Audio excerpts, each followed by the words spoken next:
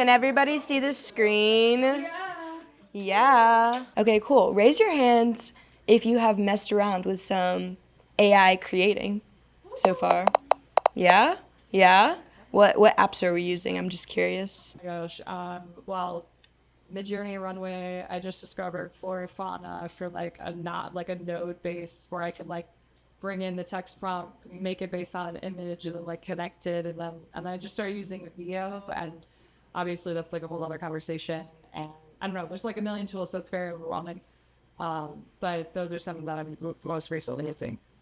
Definitely. It can definitely feel overwhelming during this time of so many possibilities. Yeah. And we're going to talk about that today. What else? What have you been using? Chat. Chat? Yeah. Nice. Raise your hand if you've used chat. Well, yeah. Oh, ChatGPT.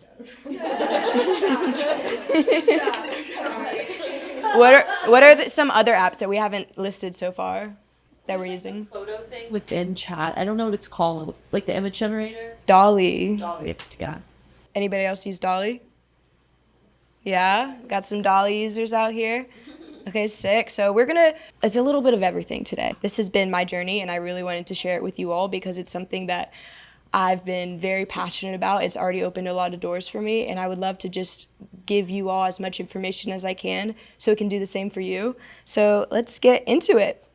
A little backstory about my filmmaking journey. I have been a professional videographer for the past 8 years. I have been a hobbyist videographer for the past 16 years. And I remembered the end of 2023, when I heard about Sora, I was like, oh my gosh, this is it. This is over. I'm doomed. I'm gonna have to move back to Kentucky. That's it for me. And so I froze. And going into 2024, I did not engage with it, except for from afar. I was watching the Sora beta testers. Sora is ChatGPT's text-to-video asset. So it's very similar. It's another one of those apps like Dolly. And I watched the beta testers, and I was just like, sweating. I was calling my grandparents. I was like, Grandma, Grandpa, they're going to take over, and I'm scared, and I don't know what to do. And I was having, one of these conversations with one of my really good friends, and he was kind of just like, I don't understand why you're afraid, I did not go to film school. I feel like a lot of us are doing things that we had to learn ourselves how to do. And he kind of just put it into terms like that, and I was like, oh shit, you're right. So I just need to pivot, right? And we're all very able to pivot. Humans are amazing at doing that. March 17th, 2025. Actually, I had this angel, Juliana, she came up to me and she was like, hey, do you want to come to this AI filmmaking event? And I was like, yes, take me there. And it's through this amazing organization in LA called Machine Cinema. And they have these things called Gen Jams. So I pulled up at Machine Cinema, and it was St. Patty's Day, and they broke us into groups, and they were like, you're gonna make a short film in 2 hours. And I was like, what's happening?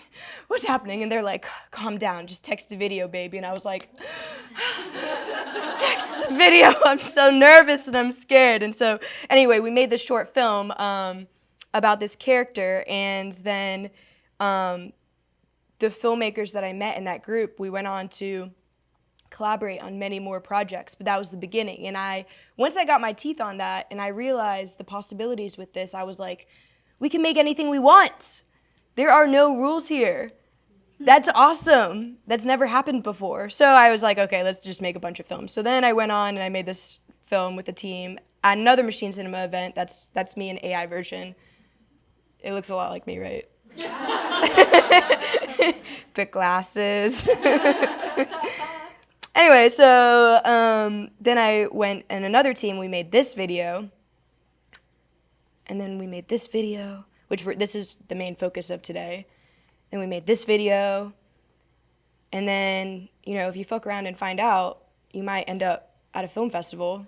So we just got into this Runways film festival.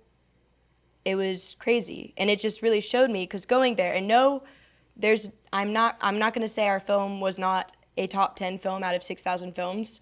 I will say that being in the industry,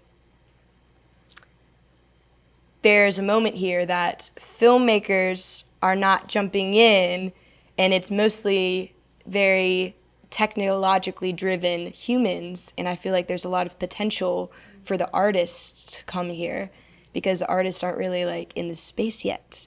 And that's one of the biggest takeaways I learned from this festival, which will be also premiering in LA on Thursday, which is crazy.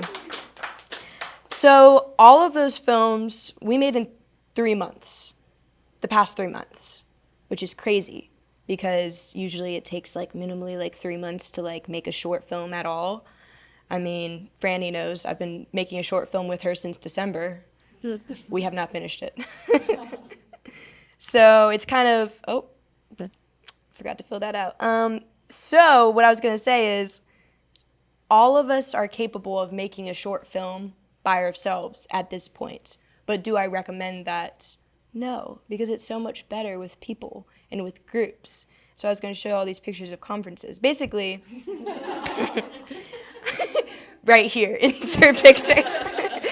But basically, whatever your niche is, go to a conference. We live in Los Angeles. There are so many conferences happening all the time. Go to the conference or go to like a super sick, hot women event, like Femme Creatives or something, and meet some collaborators and then make a team and like make some stuff with these tools.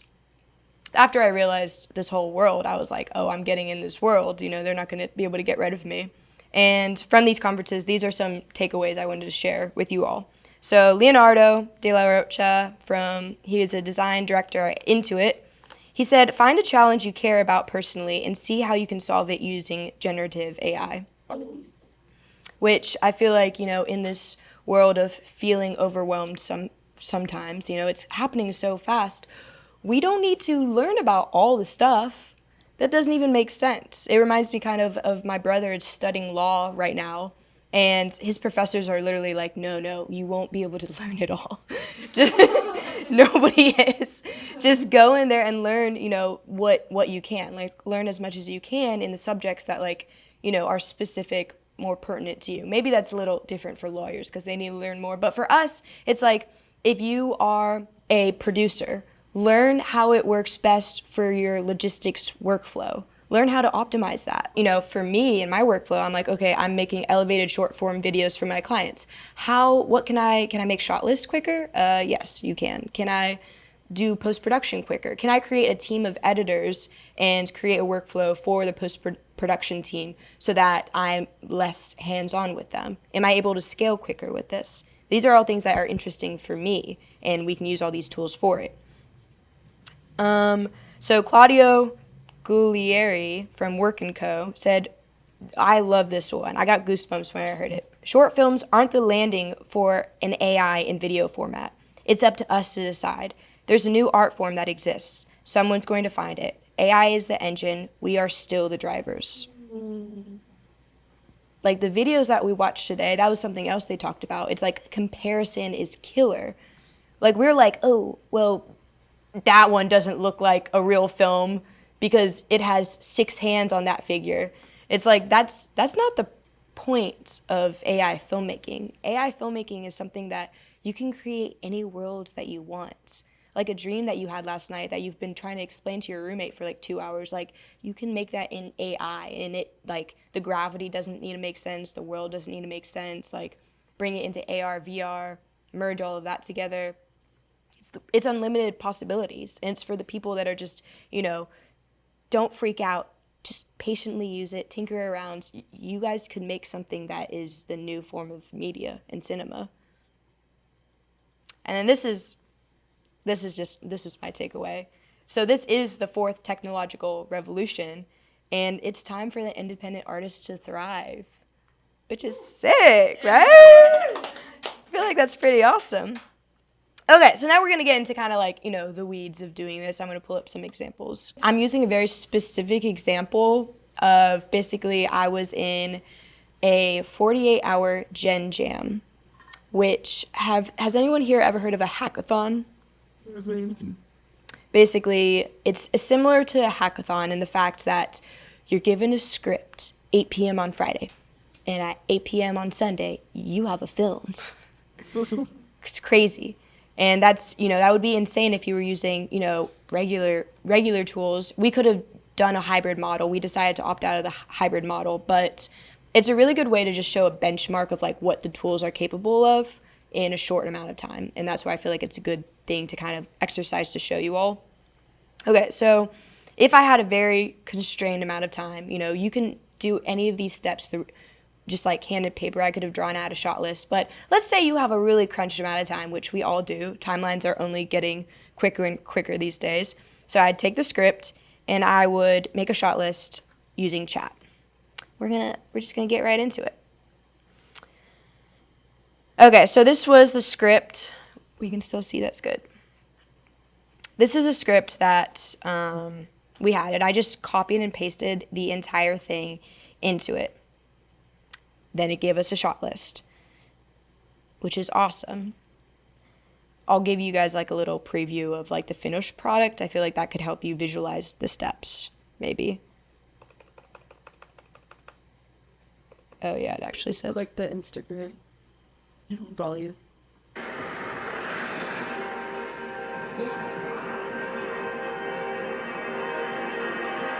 What the hell are you doing here? It's the beat. And I love it. So somebody wrote the script for all of us. We didn't write it. You love a good excuse to be at a specific place, at a specific time. You still know me the best. I haven't seen you since... Those were good times.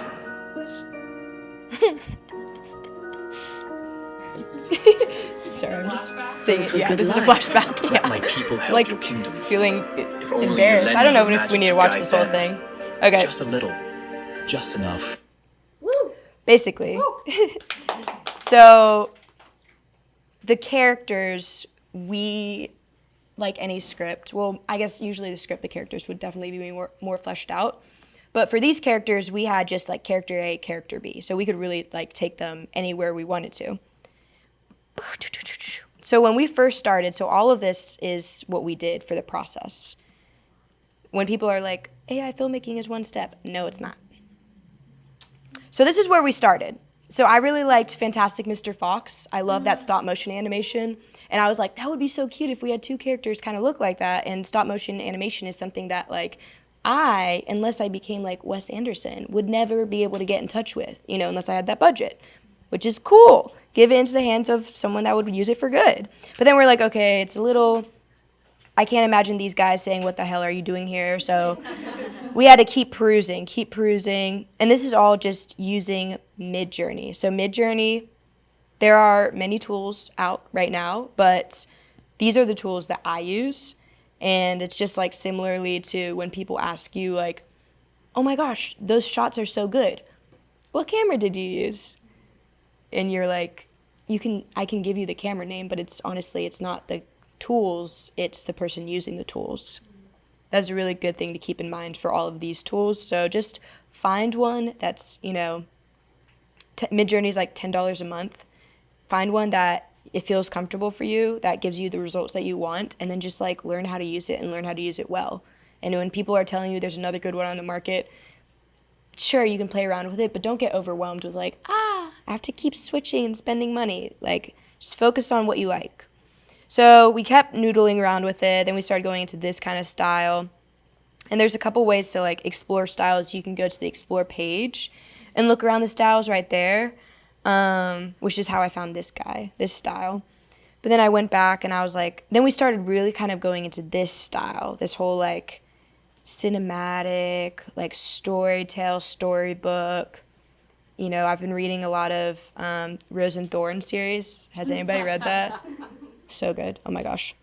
Totally recommend. But so we got into this and we're starting to kind of find our characters here. We're liking this style, but how do we like fine tune it? Because once you pick a style, you need to stick to it for the duration. So our style decisions in all the films that I've been a part of have been the longest process to dial in on, because you don't want to like get half your shots and be like, oh, I kind of want to switch, because that's just a waste of everyone's time. So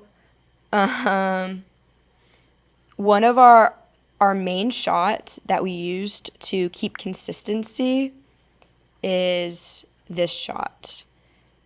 We really liked what was going on with like the coloring here, the color palettes, the backgrounds, because all this stuff is going to kind of appear in elements if you're applying it to the style of your scene. So you want to be sure of what it is. And then we're like, okay, now we need to make the characters. So I was in charge of making our little Miss Queen here. I tried to put my face in it, but I don't know if it really worked that well. Where's the one that you can like actually, but you can put your face in it though. That's the thing. But we just didn't have enough time to create a Laura. Laura is a little more, I don't think Lauras are going to be around for that much longer, hopefully. But do you guys want me to explain Lauras or just move on? What's the one in the stability? A Laura is basically if you wanted to put yourself, your face, into every single image that had a head in it, then you can take a picture of yourself 15 times at 15 different angles. So just like, and then you put it into another app, and it's going to scan it for a while, and then it's going to spit out this thing called a Laura, and then you can attach the Laura, which is like almost like a LUT in the same way. You can attach it to your Omni reference here, and then it's going to refer to it for every single one. So that's how you use like real actors and put them into. Yeah. That's so cool. Yeah. You can also do it in Runway, take one. If you're an actor or actress, in Runway, there's a way. Runway is what we're going to talk about next, but there's a way that you can be acting, saying your lines, and the character in Runway that you create is doing the same motions as you. And somebody that actually just won a different runway competition called Gen 48, which is another 48-hour competition. They had 0 AI filmmaking experience. They were an actor, and they were just like, I kind of want to, try this. Won the entire thing because they had that special ability, that niche ability that no tech person is going to go in there and like know how to like act like that, I mean, not saying no tech person, but we all have unique abilities in this creative realm, and we should all use those as leverage to use them with AI to become superpowers. Okay, so next on here, so after you create the characters, you're going to determine your style. So we created the character. My character hero shot is this shot. So I was like, okay, cool. Anytime I want to reference my character, then I'm going to take this girl right here, and I'm going to put her into my Omni reference, which is my character. And I'm like, please refer to her right there.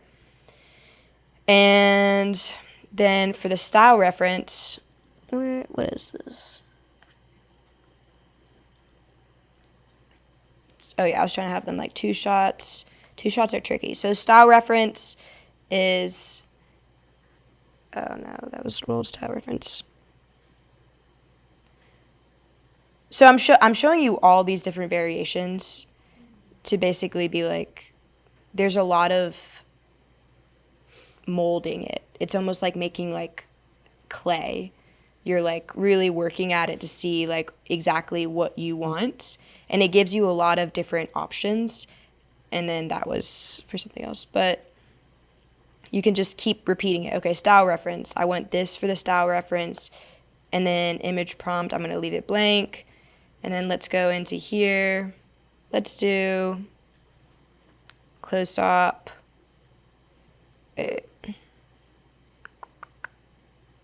Walking forward, water swishing around her. Yeah, that sounds good. Okay, we're going to put that here. Oh, it was interesting, actually, for this one. Midjourney sometimes feels like you're talking to, like, a 9-year-old in the way that it took me a while to get a full shot of her. And it took me to realize I needed to describe her shoes. It kept giving me like mid shots or like head shots. I feel like you've probably run into this as well. And it was like showing me like her ear, like closer to that. And I'm like, what are you doing? I'm like asking for a full body shot. Give me the full shot of her. Like the time is going down and stuff. I'm like sweating. So finally I'm like, okay, describing her shoes. I'm like, her shoes are golden. And then it was like, oh, when you say that, I gotta zoom out here. I lost it. It's gone with the wind. But once I started talking about her shoes, then it was like, oh, there you go. Golden shoes. So it's a lot, like these are all large language models, which means you don't need a code. You're speaking directly to a computer like a human, but sometimes it still makes mistakes or it's just like confused or there's little like kinks and quirks. But it's like we're all constantly doing IT work in our own jobs. Do you all feel that way? Like with our computers, with like Zoom, with like Google Meet, like your storage, your RAM, you're like, why is my computer not working? Oh, it's because I have 2 megabytes of storage left and it's about to shut down. So like there's like constantly, like if you all can troubleshoot in a normal day-to-day life, like you are so capable to troubleshoot for something like this. Okay, does anybody have any questions about how to create characters? Yes. I have a question about your prompt. So did you just learn these by experimenting, or did you outsource like other, I don't know, like Reddit or something to find effective prompts? That is a great question. So all of these apps should be used together. And if you're using another app that is an AI app, you should just automatically use chat with it to help you speak to the other app. So I'm constantly like, chat, I'm trying to create, for another film, I was like, I'm trying to create an image of a bunch of cicadas swarming out of the ground. And it's telling me that cicadas are being flagged for disturbing content because that could be considered really creepy, even though I was trying to do in like more of a Nat Geo kind of way. And it was like, oh, describe it as swarms of bugs flying through the air in no particular style. So it just talking to chat and talking through it with that. But also, originally, all these prompts are from the shot list that I generated with chat that I generated from the script. And if it ever just like gave me something weird from one of them, then that's when I just go in and I'm like, oh, actually adjusting it myself, or like, chat, it's doing something weird, help. I'm just a girl. Any other questions? No? Okay, cool. Then we're going to keep moving forward. So after you determine your style, then you're going to do shot, character, style, and you're going to make all your stills. So we're not even doing videos yet. You're going to generate all the stills for the entirety of your project. And you're going to look at them together. And you're going to say, do these stills have the consistent style? Because that's the most difficult part of filmmaking with AI is keeping your characters the same, because sometimes it's going to throw you a different generation, like suggest that a character without a hand should like have a hand all of a sudden. And it's like, what about that? And you're like, no. So regenerate that. And that's why we had all the stills of like the girl, she's doing that. The guy, he's doing that. He's around her, 2-shot. And it was see all these like different variations of her cape. It's like, so I'm like going and like just like regenerating. So like if you go like there, okay, so I just generated that. Pow! Now it's like going, actually I'm gonna switch it. I'm doing a presentation, it's time for turbo mode. We don't have time. So this is kind of what it looks like. It's gonna give you 4 different options. And honestly, just for the sake of going quicker, I'm just going to kind of do some more. You can click all of these and it just adds them immediately, your options here. So I'm on version 7. That's why I'm doing V7. I'm doing 16:9 because we're doing cinema. I have that style. That's the Omni reference, which is the woman, my character. And then I'm doing the style reference, which is right here, which is going to be pulling the style from that. So yeah, give me those characters right there. And if I wanted to do a different one from the shot list, then medium low angle, Elena walking forward. So it can also learn. So it knows at this point who Elena is. It knows this character that I've been referencing is Elena. It's been a while since I've referenced her actually, because I did this like a month ago. So I'm like kind of curious if it would still remember who Elena is. It didn't reference it right here, but we can wait for that. So once you have all the stills, generate all stills, just to reiterate. Then you can use the stills to generate videos using a generation model of your choice. The one I'm going to talk about today is Runway because, shout out Runway. Y'all just brought me to New York. I appreciate you. You can give me some more credits though. Maybe put me on that turbo. So we're going to go over to Runway. So I was just kind of like retesting it out. This is... So I said, woman is creating water flames with her hands, and it gave me this, which is definitely not water. So I'm going to ask, so this is actually a perfect opportunity. So I'm going to go to chat, and I'm going to say,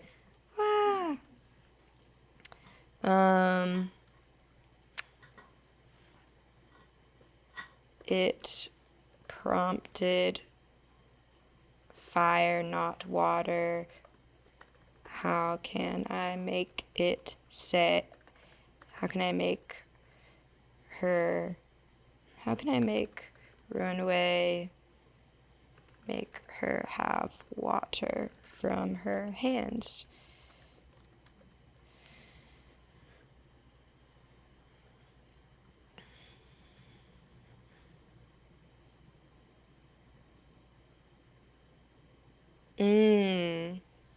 I don't know if you guys can see that. I'll just read it. So I forgot that I'm speaking to a 9-year-old, and when I said water flames, the word flames biased the model toward fire already. So it's just confusing. So they're giving me all these options. Woman is conjuring streams of water from her hands. I like that. Let's go with that. So I'm going to take that, I'm going to put this into Runway. I'm going to see which model I'm using, which is Gen 4 Turbo. Perfect. And I'm going to generate. You can do any aspect ratio you want. You can change up the settings, make them crazy and whatnot. You can also do 5 or 10 seconds. I'm going to stick to 5 seconds just because that's quicker to make. So now we're going to see what it's going to generate for that. So I feel like you all kind of get the gist on here, and I'm going to keep moving forward. But basically, so the main way of generating, we used Runway.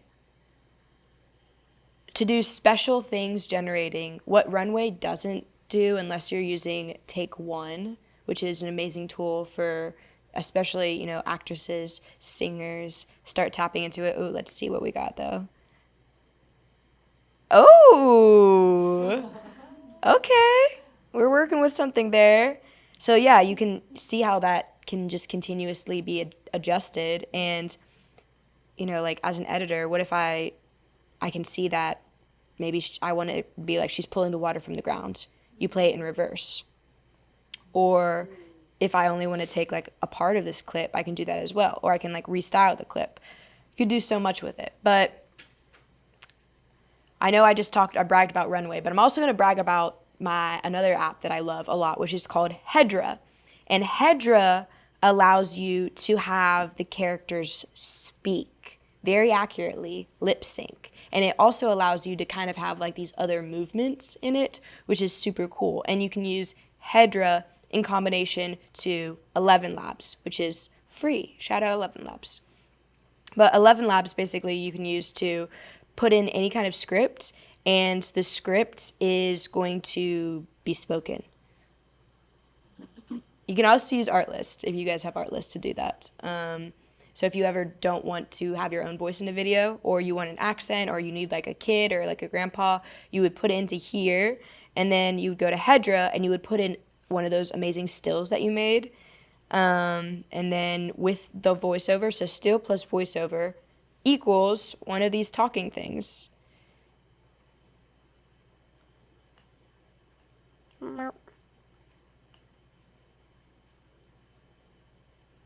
No, we did. Remember? all those decades ago. Together, we form the one. So, that's why I know I have it. Isn't that crazy? And it's like, it goes pretty quick too. So we were able to just like, and also you can adjust the voices in Hedra. So we were moving so fast, we actually generated one voice for the entirety of the script. So both the man and the woman were saying the same. The woman was saying both lines. And then when I put it in for him, then I just adjusted it in Hedra and I said, use John's voice. And then it just changed in the app, which is crazy. There are some restrictions though, like some funny moments happen here where if you have two character faces in it, then it's going to make them both speak at the same time. Let my people help your kingdom. If only you lend me your magic to guide them. Just a little. Just enough. I was like, ah, so terrifying. Don't do that. Or like, this one was weird because I had to do it for my people. the water wasn't moving. Try not to judge me too harshly. I was like, oh no, not that. And then of course, this is from the other You project. think you made history? I gave fire to the cavemen, whispered triangles to pharaohs, I just feel smiled. like that's funny because it's not my voice. So yeah, that's pretty much it. So Hedra and 11 Labs, you're going to put those together, edit the videos together, and then you're going to up-res using Topaz, because another crazy thing about AI filmmaking is when I'm doing these projects, you know, we were getting bigger and bigger files. You know, like I only shoot in 4K now. A lot of people shoot in like 6K, like 12K. For this stuff, I wasn't even using an external hard drive. I was doing this all off of my computer because these files are just not big. Like we're all of a sudden like down resing, which means you have to up res. So they're coming at you in all these different file sizes. And then you can use an app called Topaz to up res it. It's also on the computer as well.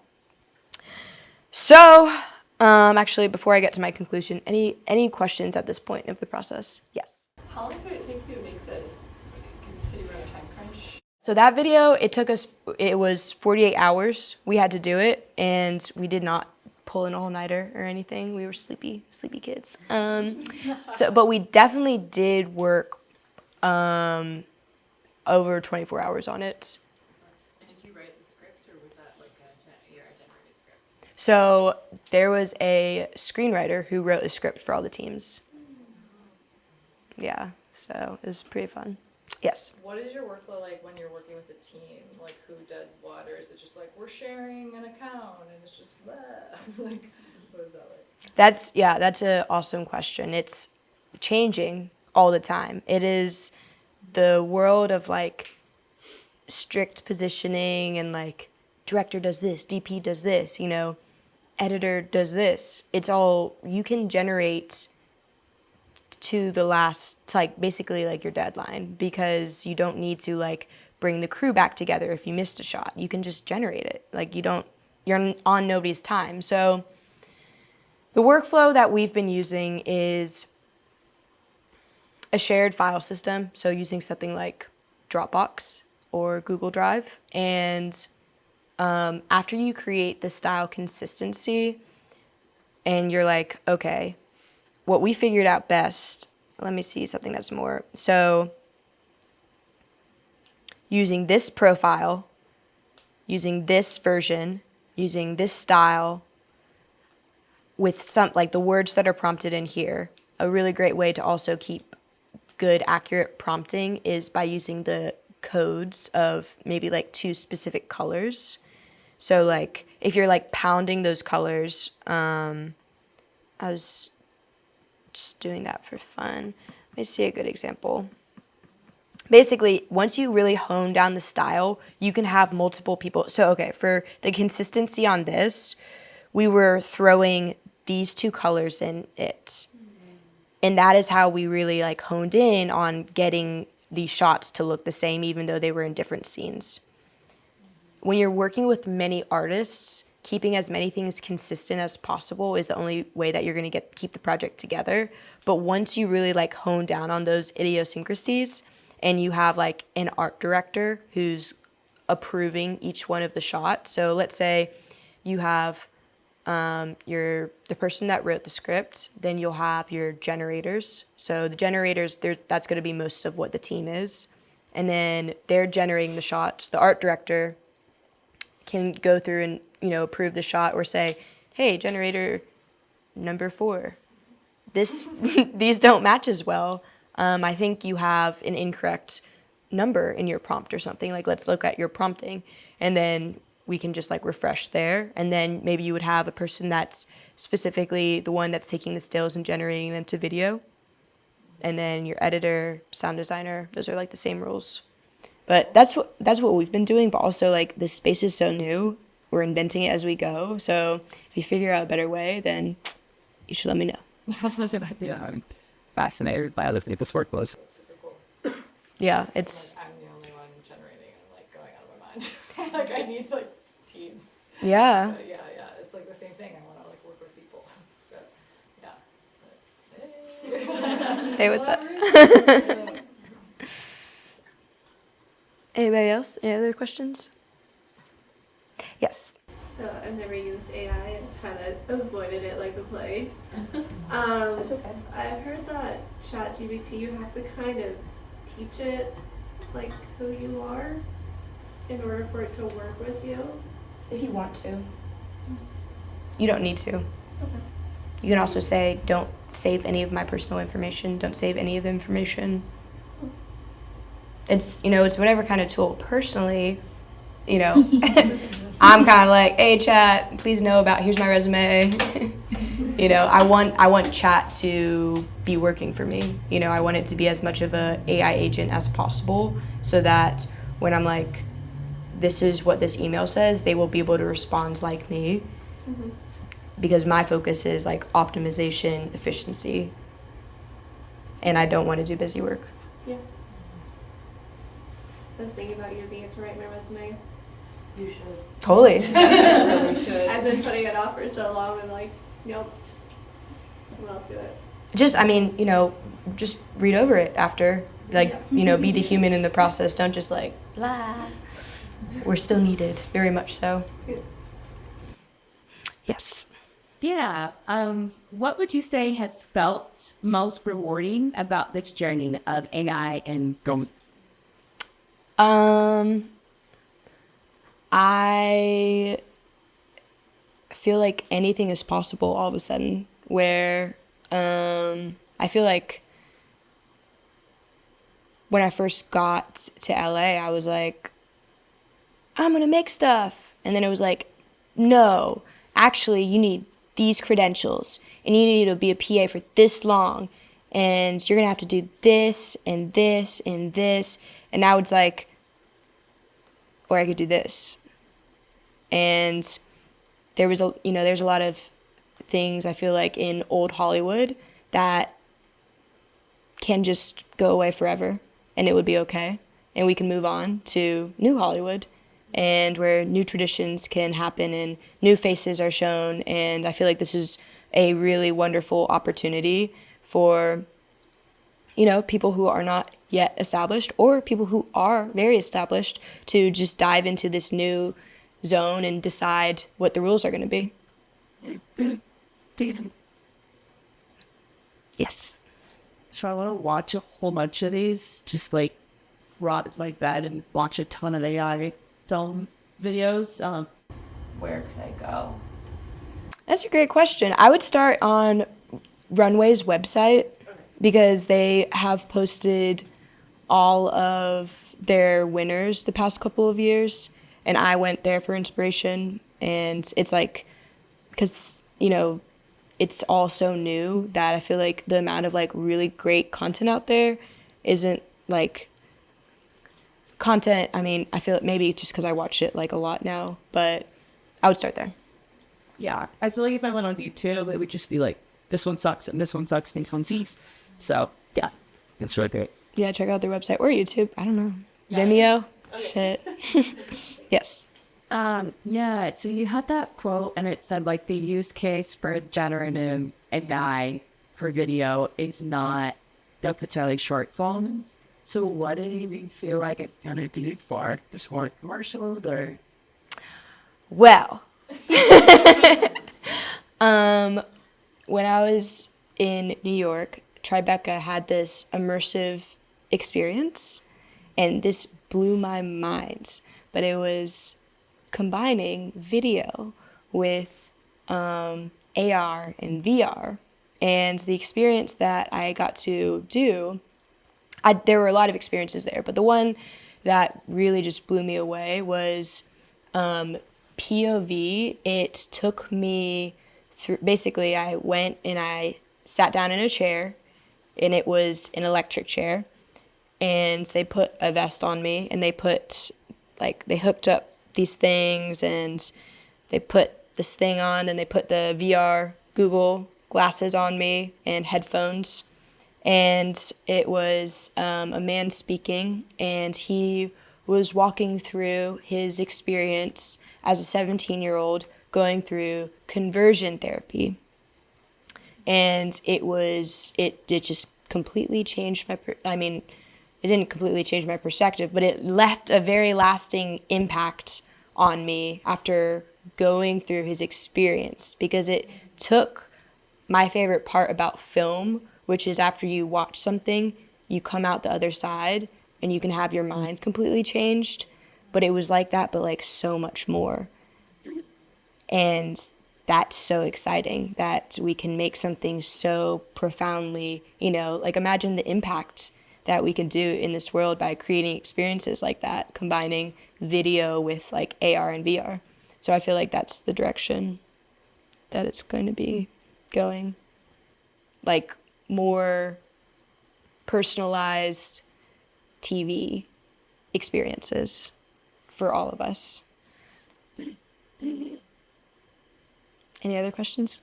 Yes. How have you been navigating the conversations about, obviously like copyright, and if you can own a model, or have you explored like creating your own model so that you can have ownership of it? And, obviously it's what everyone's talking about, but also even just like for client work, like if you're doing any work where they want to be able to use it, and then you have to defend that for it to actually like, because otherwise it's all just kind of for fun. But we'd love to get like past that point where it can like be used and we can, make money.